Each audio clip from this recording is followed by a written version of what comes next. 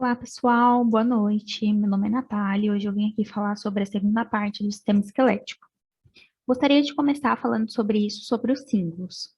Os símbolos dos membros superiores são dois, e eles são responsáveis por prender os ossos desses membros superiores ao esqueleto axial. E cada um dos dois símbolos consiste em uma clavícula e uma escápula. A clavícula, ela vai se articular com o manubrio do externo na articulação externo-clavicular. Ela é delgada, tem um formato de S e vai repousar horizontalmente na região anterior do tórax, superiormente à primeira costela. O osso ele tem um formato de S, porque na sua metade medial ela é convexa e na sua metade lateral é côncava anteriormente. Ela possui uma extremidade acromial e uma extremidade external. Quanto à escápula, ela se articula com a clavícula na articulação acromioclavicular. Ele é um osso grande, triangular, que fica na parte superior e posterior do tórax, entre os níveis da segunda e da sétima costela. Existe uma crista, chamada de espinha, que vai passar diagonalmente pela face posterior da escápula. É importante saber também que a extremidade lateral da espinha vai se projetar em um processo denominado acrômio, e ele possui uma depressão rasa, chamada de cavidade glenoidal, que vai acolher a cabeça do úmero. E na extremidade lateral da margem superior, há uma projeção da face anterior, chamada de processo coracoide. Esse processo é importante porque é onde tendões e ligamentos se inserem. Existe também uma fossa supraespinhal, infraespinhal e subescapular.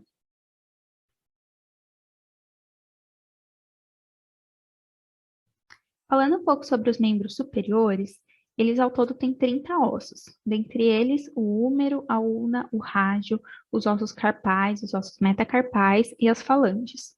Então, falando primeiro um pouco sobre o húmero, ele é mais longo e é o maior osso do membro superior. Sua extremidade proximal vai se articular com a escápula e distalmente vai se articular com dois ossos, a ulna e o rádio, e aí vai formar a articulação do cotovelo.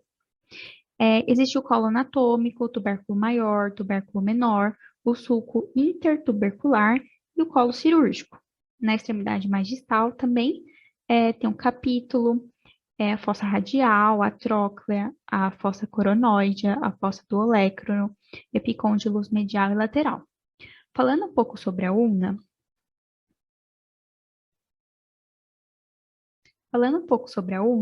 ela fica localizada na parte medial do antebraço e ela é mais longa que o rádio. Vai conter o olecrano, o processo coronoide, a incisura troclear, incisura radial, a tuberosidade da ulna, cabeça, processo estiloide. E quanto ao rádio, é o menor osso do antebraço e está localizado na parte lateral do antebraço. É composto por cabeça, colo, tuberosidade do rádio, processo estiloide do rádio, incisura ulnar.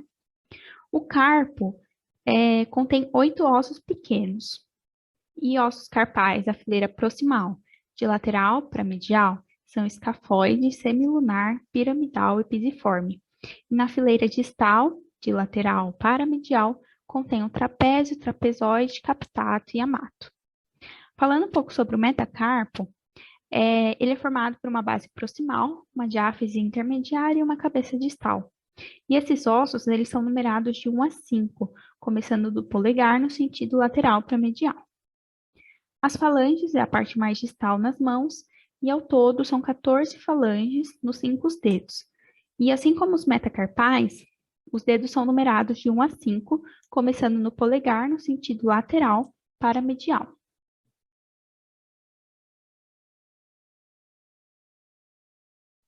E agora falando um pouco sobre os símbolos dos membros inferiores, ele ao todo são 3. É o ilho superior, pubis antero-inferior e o isquio com uma posição póstero-inferior. Os símbolos são importantes porque conectam os ossos dos membros inferiores ao esqueleto axial.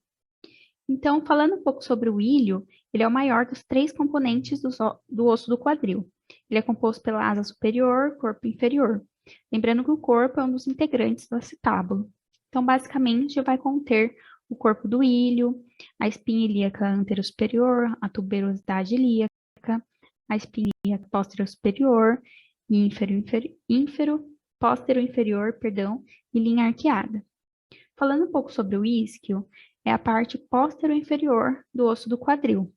Vai compreender o corpo do isquio, espinha isquiática, incisura isquiática menor e túbero isquiático.